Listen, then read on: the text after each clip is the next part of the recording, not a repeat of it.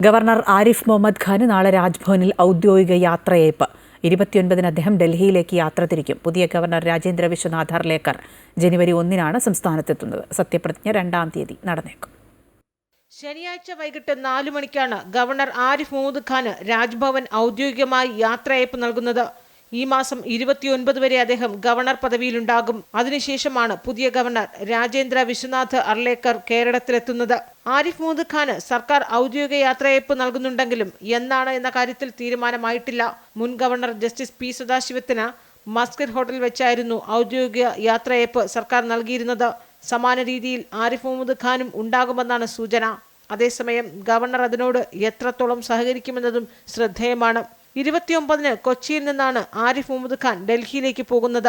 പുതിയ ഗവർണർ ജനുവരി 1-ന് കേരളത്തിലെത്തുമെന്നാണ് രാജ്ഭവൻ വൃത്തങ്ങൾ അറിയിച്ചിട്ടുള്ളത്. സത്യപ്രതിജ്ഞ 2-ാം തീയതി നടക്കാനാണ് സാധ്യത.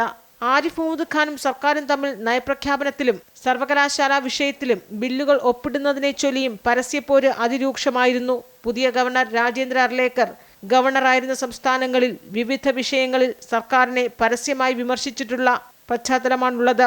അതുകൊണ്ട് തന്നെ നിയമസഭാ തെരഞ്ഞെടുപ്പിന് 1 വർഷം മാത്രം ബാക്കി നിൽക്കെ ആരിഫ് മുഹമ്മദ് ഖാനെ പോലെ രാജേന്ദ്ര അർലേക്കറും സർക്കാരുമായി പരസ്യ ഏറ്റുമുട്ടൽ പാത സ്വീകരിക്കുമോ എന്നാണ് ഇനി അറിയേണ്ടത്. അമൃത ന്യൂസ്, തിരുവനന്തപുരം.